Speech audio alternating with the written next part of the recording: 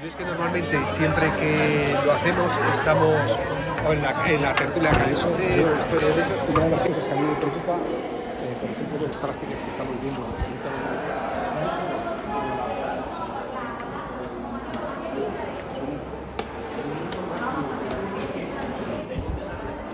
somos completamente nosotros. Y no solo el profesorado, es como si siguiéramos hablando en torno a la educación pública, que es un poco la idea que defendemos. Entonces, que lo vamos a plantear y mantener ahora en la conversación.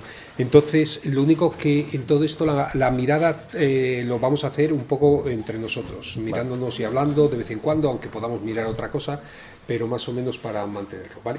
Pues cuando quieras, lanza tu pregunta incómoda, querido, bueno, que decimos. Pero, Enrique, entonces, a ver si podemos hablar un poco sobre la responsabilidad de los docentes y las docentes. Ayer estuvo una madre representando a la Asociación de Padres y Madres en este caso de Cataluña, y estuvo explicando un poco cómo se han movilizado contra las reválidas en este caso, han hecho un boicot, en fin, ha sido una propuesta de insumisión civil en este caso, frente a unas políticas educativas que son de carácter fuertemente neoliberal. Y aquí en Granada hemos vivido también este trimestre la situación en los colegios públicos rurales, donde las AMPAs que estaban concernidas por los recortes también decidieron no llevar a sus hijos e hijas a las aulas y hacer también un proceso, por lo tanto, de sumisión, reivindicando, digamos, más inversión en las políticas educativas públicas. Hemos vivido y estamos viviendo una década de recortes. En todo esto, ¿qué pensáis que los y las docentes podrían o podrán hacer? ¿Qué creéis que es lo que no han hecho lo suficiente y qué creéis que está en su mano un poco para poder cambiar esta situación? Pues fíjate, yo la primera experiencia que he tenido en eso es cuando se puso en marcha la LOMCE. Y lo que tuvimos claro desde el principio es que una de las opciones era la insumisión a la LOMCE. De hecho, yo tengo todavía como logotipo en una de las redes sociales, me parece que es incluso en el WhatsApp lo tengo puesto, insumisión a la LOMCE, y eso proviene del profesorado, es decir, ni siquiera lo sacamos primero colectivamente como organización, desde Izquierda Unida, desde el área federal de Educación de Izquierda Unida, lo sacamos colectivamente después, pero quien primero lo inició fueron profesores interinos en Murcia, muy potentes.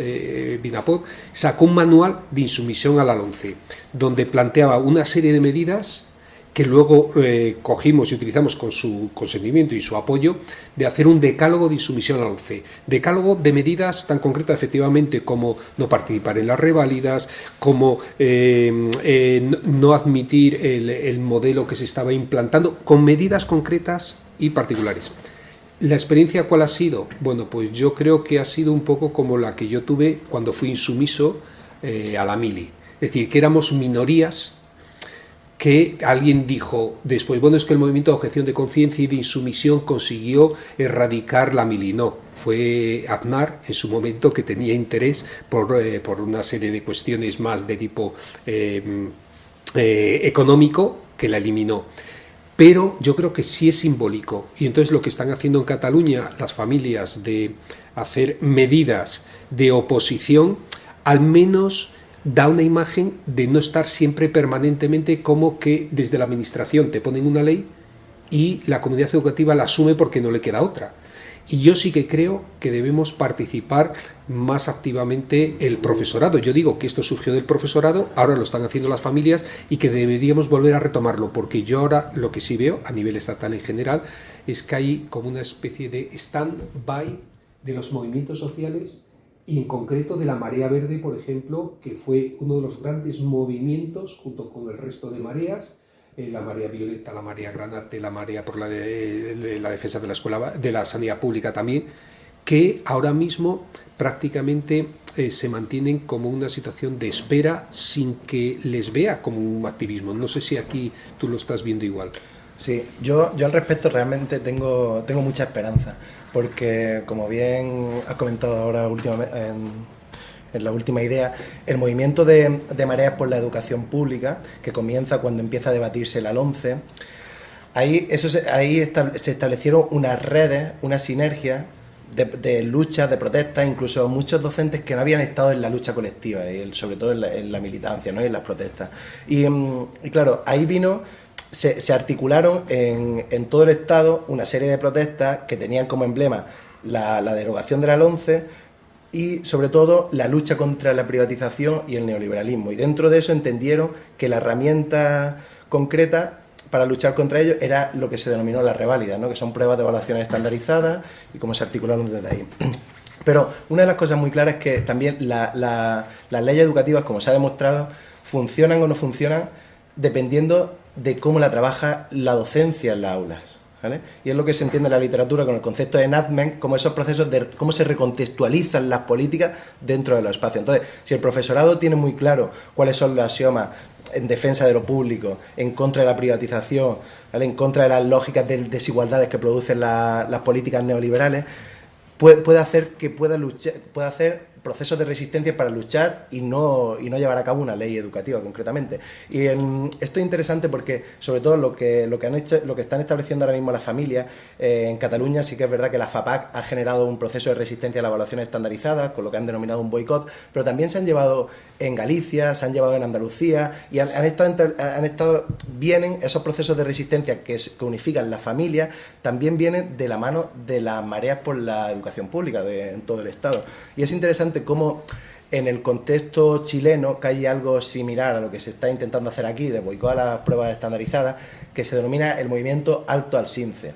Y el Alto al SINCE es un movimiento de resistencia contra las pruebas SINCE, que son similares a las de PISA, en el contexto chileno, pero es muy interesante allí porque allí vienen desde el ámbito académico. Las generaron académicos, estudiantes de doctorado, de posgrado, que estaban en diversas universidades, no solamente en Chile, fuera del contexto chileno, y establecieron esa sinergia con el profesorado, cosa que aquí a lo mejor no se están estableciendo de esa forma tan cercana, ¿no? Entre la academia y el profesorado. Entonces, esto es para decir que necesitamos un profesorado consciente de lo que está pasando, un profesorado que sea defensor de la escuela pública, pero a la misma vez que establezcamos esas relaciones entre la academia, el sindicalismo y la familia, ¿no? Una serie de ejes que establezcamos protesta en defensa de lo público. Claro, el problema que yo veo aquí ahora mismo es que aquello que fue las mareas en defensa de la educación pública prácticamente fueron traicionadas.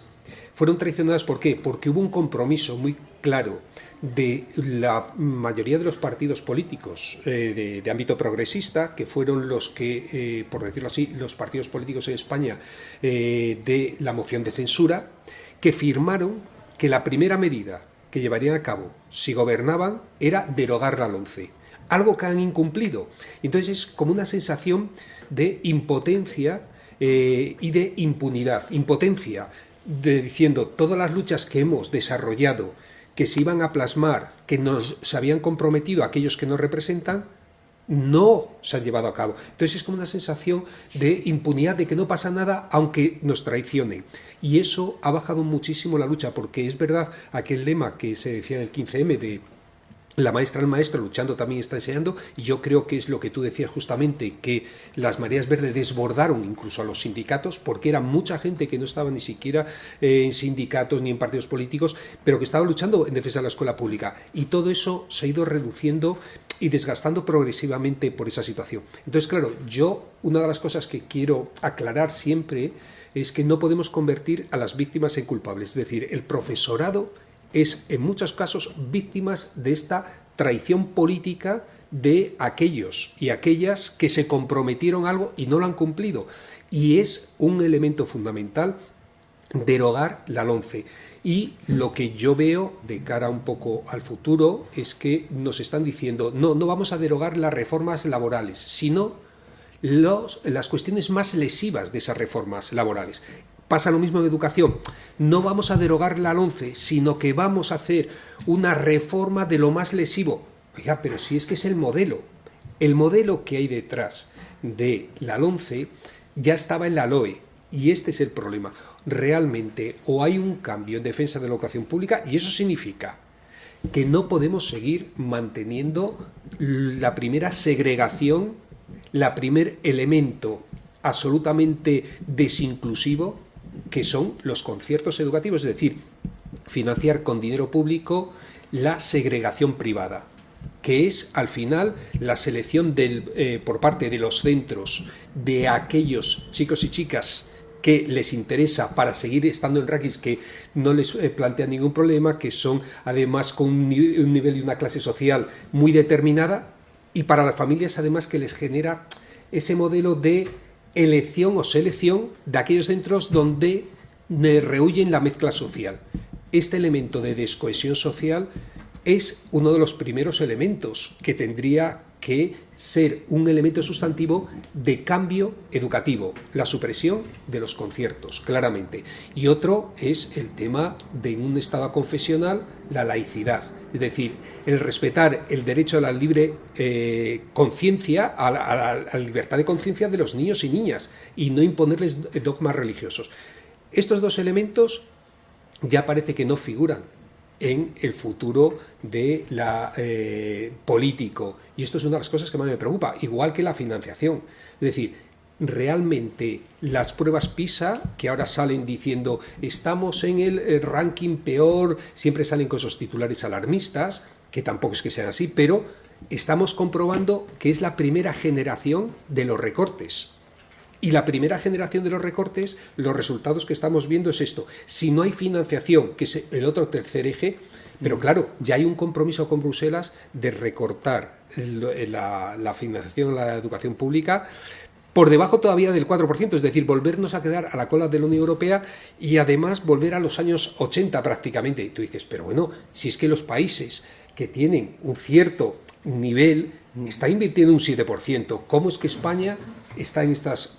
Si no se hace eso, yo creo que realmente el profesorado se va a sentir de nuevo traicionado y no podemos responsabilizarle porque fueron el profesorado, no solo los padres y madres, sino también el profesorado, quien luchó muy activamente por cambiar este modelo y por esa defensa de la escuela pública.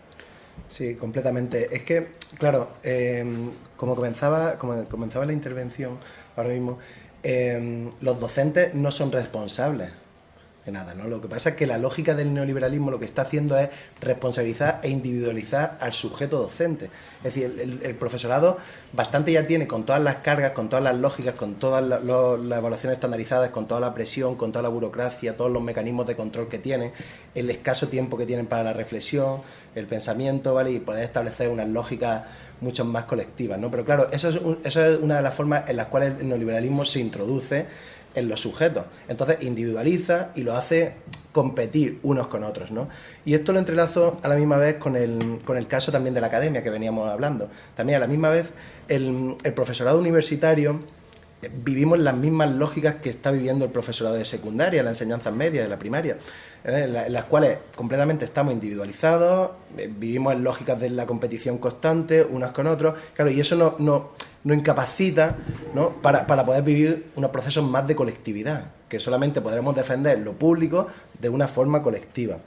Y claro, y a la misma vez esto está interrelacionado con el término, con lo que nombrabas de los conciertos, con toda la lógica que pasa en el Estado español de la privada concertada, ¿no? ¿Esto qué quiere decir? Quiere decir que ahora se está extendiendo, se está normalizando que las familias, que las personas al final tengan un derecho individual a la libertad de elección. Entonces no pensamos desde lo colectivo, pensamos cuál es el mejor centro para mi hijo o para mi hija. Y esto ya lo estamos individualizando. Entonces estamos viendo la educación, como tú bien lo has trabajado, el derecho a la educación desde una variable de la elección para poder competir en un mercado al final global, ¿vale? Y en unas lógicas que nos incapacitan o nos aleja de los procesos más colectivos. Y en eso, fíjate, lo utilizan el término derecho a la libertad de elección, pero realmente es un deseo. Es decir, la diferencia entre un derecho es que es una necesidad y que realmente el derecho es el derecho a la educación. El deseo personal es que mi hijo o mi hija esté solo con los de su clase social, no esté en determinados centros educativos, es decir, esa selección. Y eso no es un derecho. De hecho, el Tribunal Constitucional estableció que Una cosa es el derecho a crear centros educativos del artículo 27 de la Constitución y otra cosa es que tengamos que financiar entre todos y todas los deseos particulares tuyos, las elecciones particulares tuyas. Sí, pero bueno, y como ya sabemos bien, dentro de todo el campo de la política educativa y la sociología de la educación, si hay algo demostrado en las investigaciones, en toda la literatura científica, es que los procesos de libertad de elección, todos los mecanismos de lo que se ha denominado en la literatura como cuasimercado, producen segregación escolar, ¿vale? Y desigualdades. Eso es un elemento clave, ¿no? Lo único aquí que también se ha demostrado cómo las clases medias utilizan el capital cultural que tienen y el capital social para poder diferenciarse, ¿vale? de otras clases sociales. Ese es un elemento esencial. Pero claro, también hay que nombrar aquí lo que pasa en el contexto del Estado español, que nosotros lo sabemos que es paradigmático en comparación a lo que pasa en la arena global, en la política educativa global. Porque somos una anomalía. Claro,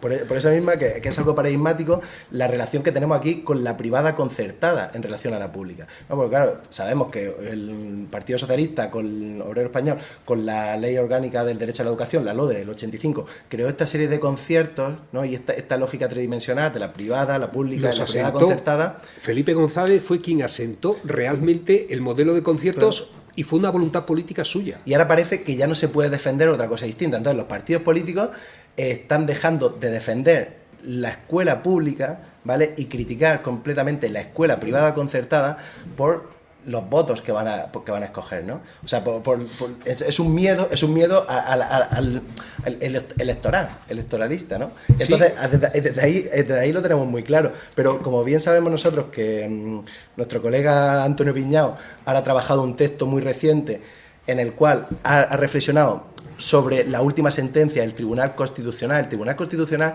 ha avalado de los 7 jueces que había, 4 están a favor de que la escuela privada concertada pueda segregar por diferenciación de sexo. Y eso ahora, el dinero público se va a llevar a cabo para poder establecer escuelas diferenciadas de sexo, porque lo que han leído los jueces han dicho, bueno, mientras que el currículo sea similar para niños y para niñas, que no hay diferenciación de materia, si los padres o las madres, las familias tienen el derecho y quieren elegir una escuela diferenciada y segregada, los tenemos que avalar porque el artículo 27 de la Constitución avala el derecho a la libertad de elección. Pero ya sabemos que eso es una interpretación... Claro, pero es que además el derecho a la educación no es el derecho de un padre o una madre. El derecho a la educación es el derecho del niño o de la niña, al margen de la ideología del padre o de la madre, que tiene una ideología del Opus Dei y creen que si un niño de 12 años está al lado de una niña de 12 años la va a tener relaciones sexuales, eso es su problema concreto, y eso no le puede impedir a un niño y una niña estar en el mismo aula y convivir, porque eso es el modelo social que tenemos, porque están rompiendo la cohesión. Por lo tanto, está claro que los jueces tienen ideología y que traducen las leyes a su ideología, pero además es que las propias leyes tienen ideología, y la ley que hemos adoptado de forma actual, una ley de igualdad, está por encima de otras leyes que puedan ser de tú eliges o decides de un padre o una madre, que no hay ninguna articulación que establezca esto, de decir que si un padre o una madre decide que la educación de un niño o una niña tiene que ser una educación nazi o fascista, entonces eso también vamos a financiarlo además públicamente. Ya no solo es que se cree que tiene derecho a crear un centro educativo, cosa que yo cuestionaría si hubiera esa ley. Porque, por ejemplo, los de Vox por ahí van, que quieren crear escuelas nazis y escuelas con ideología adoctrinadora en su ideología homofóbica, racista, sexista, etcétera. Y dicen, y eso es la educación que vamos a perseguir para que incluso la escuela pública también se haga así. Mire usted, esas leyes hay que cambiarlas, pero aparte de eso hay que educar a los jueces y a las juezas en esas ideologías y decir, mire usted, si no tiene formación, como ya se ha establecido, en igualdad, si no tiene un mínimo de equilibrio, usted no debería ser juez o jueza. Claro. Eso está claro. Sí, concretamente en esta sentencia, y me llama la atención que lo nombres así, ¿no? Porque dentro de la Universidad de Granada había uno de los jueces que viene del Opus Dei, ¿no? Y es el que ha avalado que la escuela diferenciada por razón de sexo esté pagada con dinero público. Eso en cualquier contexto es una anomalía. ¿vale? Y aquí se va a naturalizar porque es una aberración. Una aberración completamente, claro. Pero claro, se avala, la defensa es el derecho a la libertad de elección de la educación moral y religiosa de sus hijos y de su hija, que lo avala la Constitución española. Pero claro, si nos damos la vuelta y nos vamos a cartas magnas como la de los derechos humanos y los derechos del niño, ahí habría una reinterpretación de los hechos. Pero claro, como a la misma vez se avala siempre el derecho a la libertad ante todo lo demás. Pero hay una cuestión básica. Lo que dice la Constitución, a pesar de que yo no comparto muchas de las cosas que dice la Constitución y que habría que reformarla efectivamente o cambiarla, por supuesto, y que no es palabra de ninguna divinidad, una de las cuestiones que dice es que los padres y madres tienen el derecho a elegir la libertad con libertad la educación moral y religiosa, pero no que esta tiene que ser ni en la escuela ni que tiene que ser financiada públicamente. Es decir, lo lógico, y yo como católico practicante lo digo así, hoy lo primero que he hecho esta mañana, ya le decía, era ir a misa, porque además aquí en la Catedral de Granada solo puedes entrar si vas a misa, porque si no tienes que pagar en un espacio público que lo hemos construido entre todos y todas. No solo no les cobramos el alquiler a quienes lo usan, sino que además tenemos que pagar la ciudadanía por utilizar algo que es de todos y todas. Bueno, pues como católico practicante yo digo, la religión no puede estar en la escuela. Es decir, tendrá que estar en la mezquita, tendrá que estar en la iglesia, tendrá que estar en el ashram, donde quiera, pero es una cuestión privada, que luego como persona tú además desde tus valores religiosos y morales construyas, apoyes, defiendas un modelo social, perfecto, pero las religiones y los símbolos religiosos tienen que salir de la escuela ya, y esto no se puede permitir en una sociedad del siglo XXI que siga adoctrinando la Iglesia católica, no solo con catequistas puestos, además a dedo por el obispo, que no han pasado por ningún proceso de selección, no tienen ninguna aval de ser profesores, ni tener autoridad para ser profesores y profesoras, y a esos sí que habría que ponerles un pin, pero no un pin parental, sino un pin profesional, diciendo, a ver, pero ustedes, ¿cómo es que van a formar a nadie, ni siquiera en la mezquita o en el sitio ese? ¿Dónde está su formación para saber formar? Primera cuestión. Pero aparte de eso, es 6.000 millones de euros que damos a la Iglesia Católica con este asunto permanentemente, que el 63% de los colegios privados concertados están en manos de los curas y las monjas, de la jerarquía católica, y además que lo que se está impartiendo en esas asignaturas es dogmas que cuando tú seas adulto, de forma personal, podrás entender, desarrollar o no sé qué, pero como niños y niñas pequeñas, hablarles de Trinidad, de no sé qué, pero no tiene ningún sentido. Pero si es que además ya damos religión católica en todas las demás asignaturas. En historia del arte, en cultura general, en el conocimiento del medio, para literatura. Si es que para entender la literatura española se explica continuamente la religión. Entonces, esto es una auténtica aberración que solo pasa en este país y en la católica Polonia, prácticamente en todo el mundo. Y dices, bueno, ya estamos en el siglo XXI, estamos en un estado confesional, podríamos evolucionar un poquito. Bueno, pues no hay forma de derogar los acuerdos con el Vaticano, el que reconozca como Estado, que son además una herencia de la dictadura franquista. Y dices, ¿todavía una dictadura sigue manteniendo sus raíces en la escuela pública? Sí.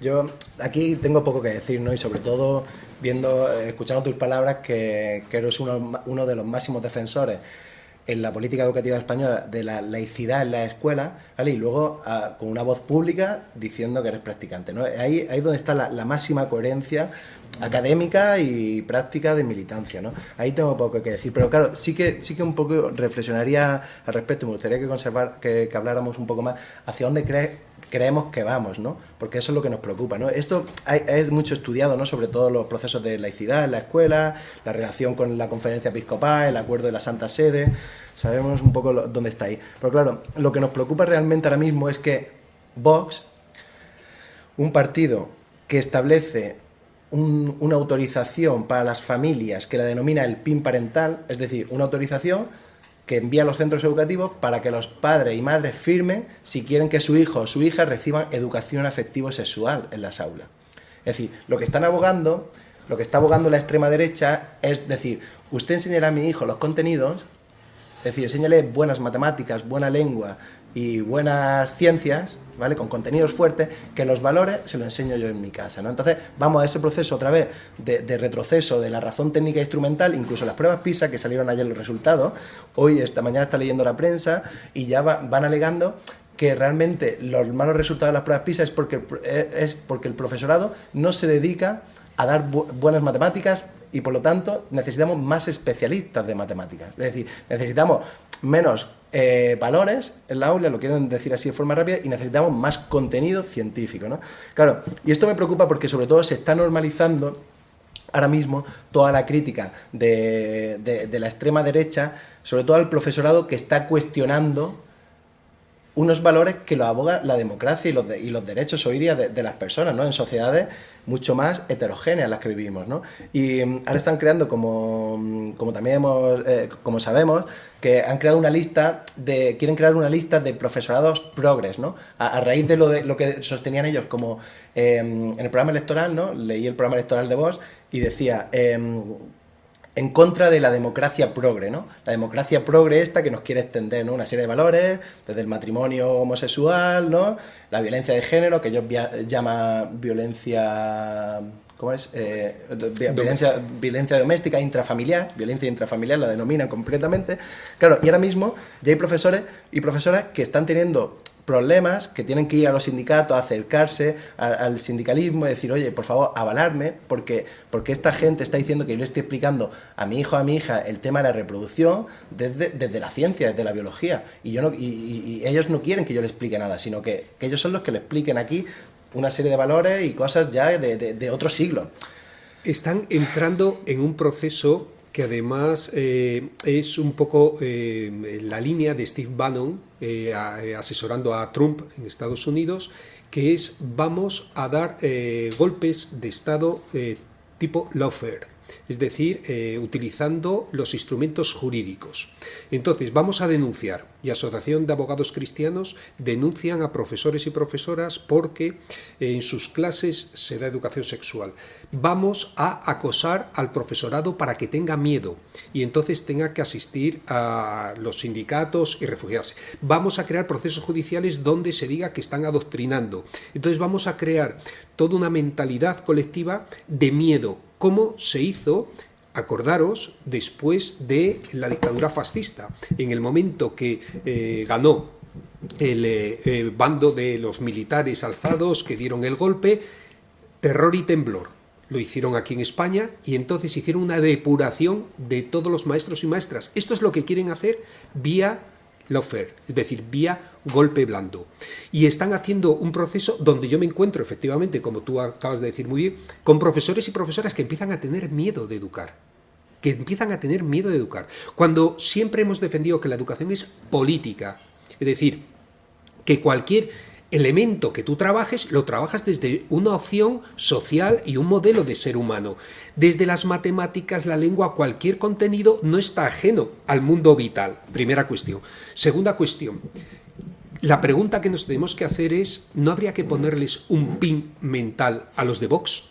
Es decir, tenemos que pedir y exigir un pin mental. Esta gente no está capacitada para pensar y además yo no les considero un grupo político, sino les considero una horda fascista, organizada, que va a tener muchas repercusiones en el futuro porque están conectando con el rencor de mucha gente que, por una parte, se sienten los perdedores de la globalización porque les han saqueado con una impunidad total, ha habido corrupción y no pasa nada aquí en este país, se sienten conectados con gente que toda la vida fue educada en un modelo machista y ahora que empieza a haber algo de igualdad y tienen que perder algún privilegio, se sienten criminalizados. Empiezan a conectar con lo más bajo, lo más biológico, lo más emocional y además con los elementos casi de tipo motivo, que es o conmigo o contra mí, o del Barça o del Madrid, que nos rompen España, la bandera, todos los elementos emocionales y entonces, ¿con quién captan?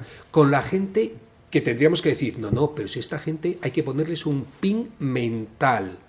un pin de incapacidad hasta que no demuestres lo contrario. Ya no diría para tener hijos e hijas, que tendrían que cursar un máster para tener o ejercer la profesión más difícil, que es ser padre o madre, sino para manifestarse públicamente y para decir cosas como las barbaridades que dicen, que ya una sociedad del siglo XXI es prácticamente algo que sería impensable. Lo que tenemos que plantear, por lo tanto, en las escuelas es hacer una contraofensiva. De hecho, en la universidad, ya en el grupo, el colectivo Unidigna, empezamos a hablar. El otro día, uno de los compañeros, Pedro, ya lo planteé y luego estuve hablando con él, de decir, declararnos nosotros, efectivamente, yo educo a mis hijos y a mis hijas.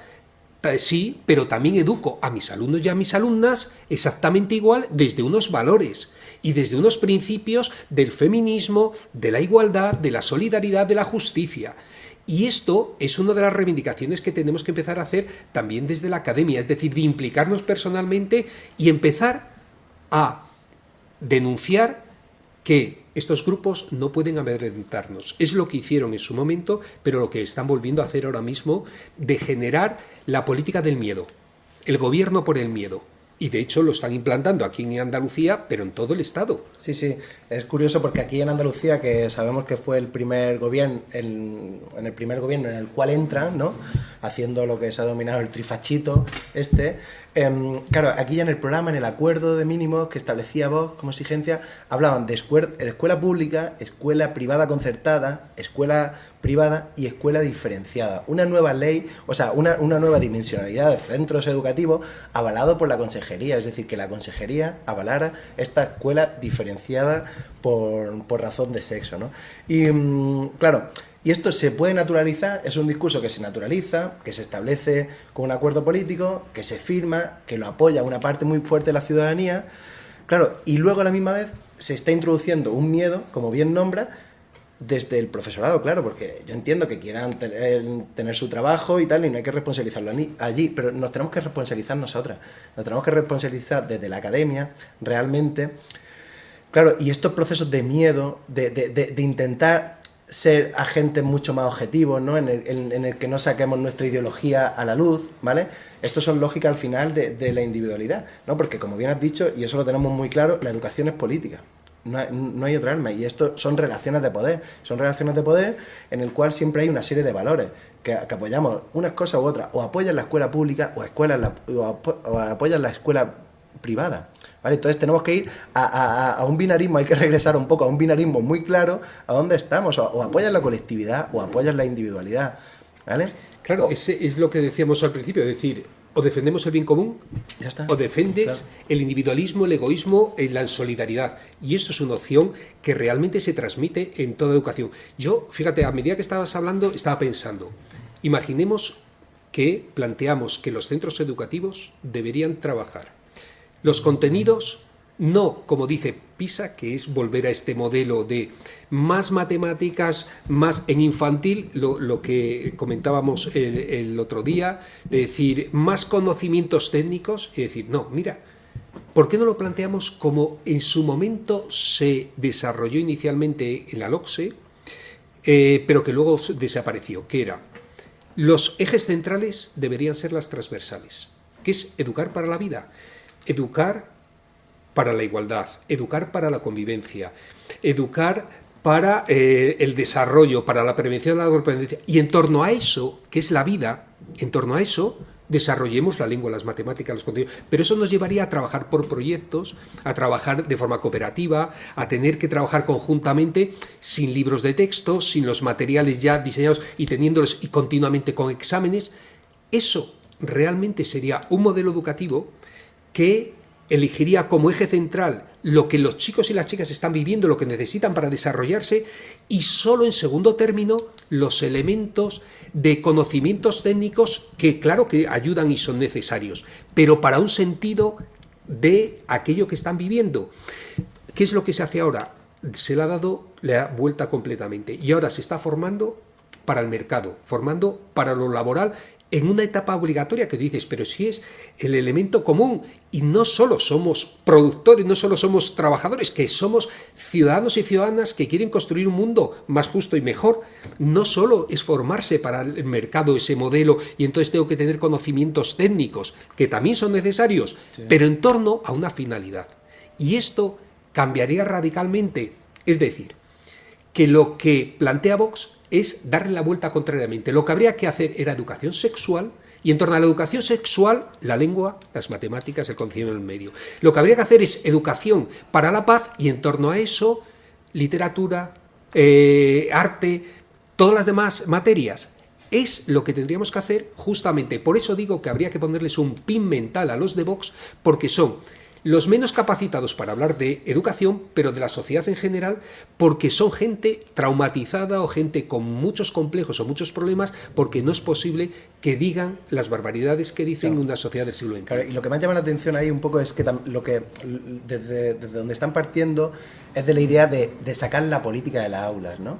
Es decir, sacar la política de las aulas a raíz de la lógica del miedo. Un matiz es meter mi política y sacar la que no comparto yo. Pero claro, eso sabemos, el resultado sabemos cuál es, ¿no? Porque sabemos que la educación es política y la política es educación, ¿no? Y no podemos eliminar, son elementos simbióticos, pero claro, ellos están diciendo, no, la educación está muy politizada, ¿vale? En Cataluña adoctrina, ¿vale? Nosotros no adoctrinamos, ¿no? Nosotros queremos una educación neutra, ¿no? Con contenidos más católicos, claro, los toros, eso no adoctrina, ¿no? Con los valores de toda la vida, conservar lo decir, nuestro, ¿no? Claro, ese es el matiz que a mí me parece tan interesante que tú decías. Lo que queremos es adoctrinar en los valores que nosotros defendemos, porque lo otro decimos que es adoctrinamiento cuando se habla de que la Tierra es redonda, que se habla que Dios es cuestionable, eso es adoctrinar. Dices, oiga, que la ciencia es adoctrinar. Sí, la ciencia es adoctrinar, el cambio climático no existe. Eso es adoctrinar. Lo mío, decir que los toros es un arte, matar a un animal, lo militar y meterlo en la escuela, eso es fundamental.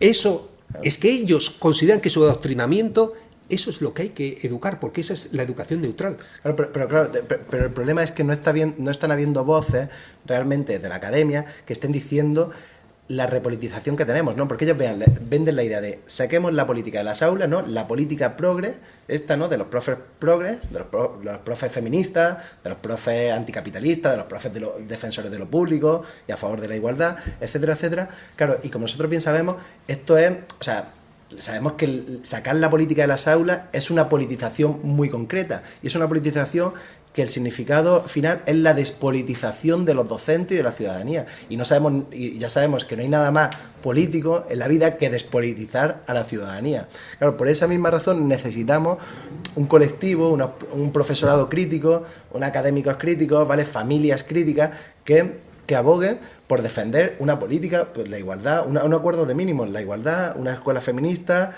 una escuela ecologista, una serie de mínimos que nos van a venir bien para toda la sociedad, ¿vale? Es que eso no es debatible, esos son los acuerdos de las grandes castas de derechos humanos, ¿no? Ahí es donde va. Y luego, por otro lado, claro, esto viene una lógica, ahí tenemos que pensar, para llegar a eso tenemos que pensar de forma colectiva, y es lo que sabemos que el neoliberalismo completamente se introduce en nuestra psique y nos individualiza más y más y más. Y más sobre todo con la idea del emprendimiento, ¿no? Cómo nos sostenemos completamente como si fuéramos jefes y jefas de nuestra propia empresa, ¿no? Y somos sujetos individualizados, competitivos, ¿no? Que en vez de emprendimiento ya estamos llegando, hablaba al alumnado que en vez de emprendedores somos ya emperdedores, ¿no? El alumnado estamos viviendo en toda esa lógica. Y de hecho el término que a veces se utilizan es emprendedores. Emprendedores. Porque es que vives ya, o naces ya debiendo y mueres debiendo porque has sido incapaz ya de devolver todos los préstamos que tienes que pedir para estudiar en la universidad, la burbuja universitaria ahora en Estados Unidos es mayor, es decir, todo un proceso donde además ya te inserta en el mercado, es decir, ya aprendes el modelo de que para conseguir, y te cambia la mentalidad, porque ya la educación no es un derecho, es una inversión, y para conseguir que tenga resultados rentables esa inversión, tienes que invertir mucho y te tienes que endeudar. Y claro, los bancos han visto una oportunidad de oro, una ventana de oportunidades enorme para decir esto, porque además son préstamos que respalda el Estado. Es decir, si no los pagas, ya los pagamos entre todos. Al final, la banca siempre gana en este asunto, y los chavales lo que aprenden es a endeudarse. Y claro, ¿qué ramas cogen entonces si te vas a endeudar? ¿Vas a coger una rama que no tiene filosofía, que posiblemente no tiene tanta salida laboral y además rentable como aeronáutica? No, tú vas a coger determinadas ramas, pero después si coges medicina, te vas a especializar en medicina de familia. No, hombre, porque si tienes que devolver una deuda tan gorda, ¿en qué te especializas? En cirugía. Pero una vez que te has especializado en cirugía, luego te pones a trabajar a destajo. Y trabajas a destajo siendo muy sumiso, porque si no, te echan y no puedes devolver la deuda. Es decir, te están educando en todo un proceso de sumisión, adaptación al sistema permanente, que es el gobierno por la deuda, que se hace con los planes de ajuste a nivel mundial, a nivel de países, del Fondo Monetario Internacional. Aquí se hace a nivel micro, a nivel educativo. Lo están aplicando de la misma forma en el mundo educativo. Sí, el concepto de la deuda quizás es de lo más relevante en relación a las formas de gobierno que hemos vivido en la última década, ¿no? Porque claro, desde la última crisis económica del capitalismo global, ¿no?, la de 2007-2009, esta crisis lo que hizo muchos estragos, ¿no?, y hizo muchos cambios en relación a los sistemas del capitalismo, ¿no? Ya sabemos que cada vez que viene una crisis económica se cambian las formas de gobierno, las formas de producción del capital. Pero claro, una de las claves fue el tema de la deuda que tú sostenías, ¿no? Es decir, ahora, por eso, en esta lógica se vio que el Estado no es débil, sino un Estado es fuerte, porque es un Estado fuerte que avala a los bancos. Entonces, salva a los bancos y endeuda a la ciudadanía.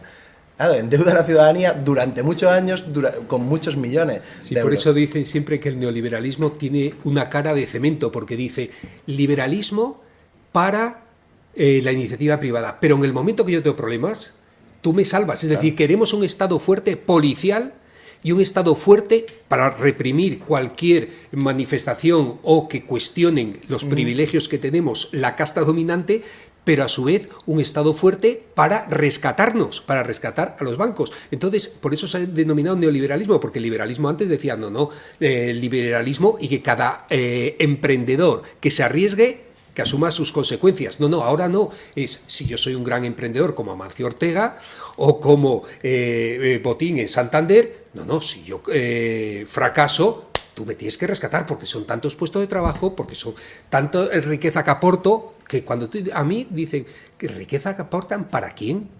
Cuando se dice aquí en Granada, bueno, vamos a hacer estas fiestas de Navidad y vamos a poner luces y tal, porque eso va a traer más riqueza a la ciudad. Digo, bueno, será más riqueza a los hosteleros, que son los que más explotan al personal laboral, será a los comerciantes, que son los que más precarios tienen a la gente que trabaja. Entonces, esos modelos que además cuando el gobierno va luego a otros países y dice, no, porque vamos a desarrollar la industria y no sé qué, digo, bueno, vais a hacerle la cama a los industriales. Pero la clase trabajadora, ¿a quién representáis? Por eso siempre me pregunto, en estos modelos, cómo nos colonizan mentalmente incluso, y la gente lo asumimos con absoluta normalidad. Sí, me ha sacado a colación varios términos interesantes en el último momento, ¿no?, que yo creo que nos pueden servir un poco para ir cerrando. Y entonces, sobre todo era el tema de la deuda, ¿vale? Para profundizar un poco más, también Amancio Ortega y Botín, que has nombrado, y el tema de la colonización, ¿no? Yo creo que con esto ya acabaré y luego ya tú cierras, concluimos. No, pero un poco el tema de la deuda, claro, aquí se han visto estas nuevas formas de gobierno, ¿no? Ya sabíamos el Estado que era fuerte, el neoliberalismo era un Estado fuerte en la represión, en lo judicial, ¿no? Y el Estado siempre ha sido un Estado capitalista, ¿no? Desde que nace el concepto de Estado siempre se ha fundamentado en el capitalismo, claro. Pero aquí en estas nuevas formas de gobierno dice, endeudo a la ciudadanía, salvo a los bancos, y a la misma vez hay una serie de actores políticos privados que se aprovechan de esta situación en la cual hay una reducción en la inversión de lo social, es decir, cuando hay una crisis económica, lo primero que se reduce es en lo social, ¿vale? Y por lo tanto en educación, las políticas educativas y públicas en general. Entonces, esta serie de nuevos actores que nosotros conocemos como filantrocapitalismo se han incorporado en la elaboración de políticas. ¿Por qué? Porque en vez de pagar impuestos, crean sus propias fundaciones en las cuales se invierten el capital y transforman las realidades como ellas realmente quieren, ¿no? Y como han sacado a colación lo de Amancio Ortega, ya sabemos el debate público que ha habido en los últimos años, ¿no? Con lo de la maquinaria oncológica, la donación de maquinaria oncológica que ha establecido para los hospitales. Claro, ha habido un debate ahí público, pero lo que hay que hacer realmente es que esa gente pague impuestos y luego la ciudadanía o los gobiernos decida dónde va, que puede ser a esa maquinaria que la ha decidido, muy bien, pero lo tenemos que decidir de forma democrática y para eso que paguen más impuestos y en vez de generarlo una fundación, que la ciudadanía decida, que decidan los gobiernos. Eso por un lado. Y luego el tema de la colonización también con PISA, eso es otro tema interesante, ¿no? Ahora los sistemas educativos a nivel global se centra únicamente o dan la mayor importancia a los contenidos lógico-matemáticos, lingüísticos y científicos, como denominan los STEM, que como se denominan desde la prueba de evaluación estandarizadas, lo que se entiende como PISA, son unas pruebas de evaluación estandarizadas que establece un ranking entre los países de la OCDE.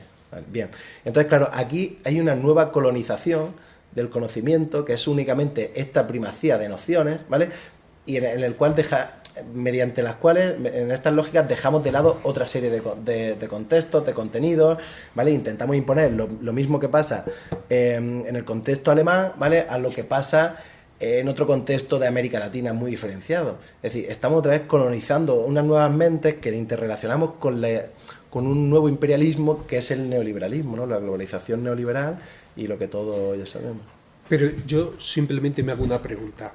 Si PISA realmente no sirve para mejorar los sistemas educativos, como han demostrado toda la sociología, ¿para qué seguimos gastando los recursos y presionando a las comunidades educativas, a los estudiantes y al profesorado para seguir con esto? Porque además al profesorado le está convirtiendo en un preparador de pruebas. Aquello que se hacía en segundo de bachillerato se está trasladando a cuarto de la ESO, a sexto de primaria, progresivamente hacia abajo. Y segundo, está con los chicos y chicas matando el deseo de aprender por afán de aprobar, porque además es que los centros lo quieren para estar en un ranking y entonces nos empezamos a comparar permanentemente y a competir unos con otros, ya no solo entre la pública y la escuela privada concertada, sino incluso entre la pública, y ya todo el mundo pone a la entrada de su centro: este es un colegio bilingüe, este es un colegio que tiene bachillerato internacional, este es un colegio de excelencia. Aquí no se admite gente que no esté en ese ranking. Y dice, pero bueno, la escuela no era justamente para generar mayor cohesión social, para dar posibilidades a aquellos que no lo tenían, a quienes tienen más dificultades, para dedicar más tiempo, más esfuerzo. ¿Dónde está la educación inclusiva?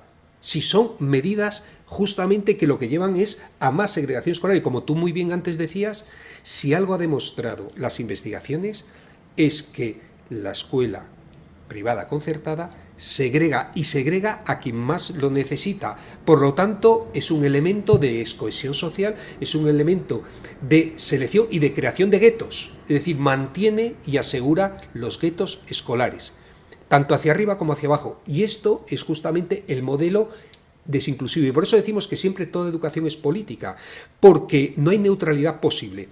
O educas en la solidaridad y generas un modelo social de cohesión, o educas, como está educando fundamentalmente los actores políticos que crean centros de exclusión, centros concertados, centros separados por sexo, que está deseducando. Este es el gran problema que tenemos.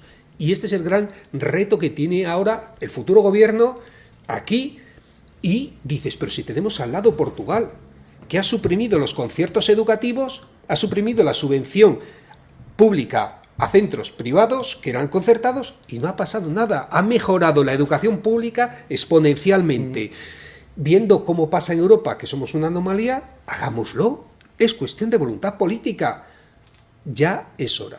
Vale, bien. Y para acabar, solamente pues hacer un llamado a toda la comunidad educativa, tanto familias como profesorado, como académicos, ¿no? En relación a unirnos otra vez, ¿vale? E intentar buscar lo colectivo en defensa de lo público y en contra de todos los procesos de mercantilización y neoliberalismo que están generando mayor desigualdad. vamos saliendo, que esta es la forma de ir cerrando y acabar. Pues nada, ha sido un placer. Un abrazo y salimos. Que siempre es un gusto charlar y utilizar cualquier excusa para vernos, ¿no? Y dialogar un poco. Y hablar. Bueno.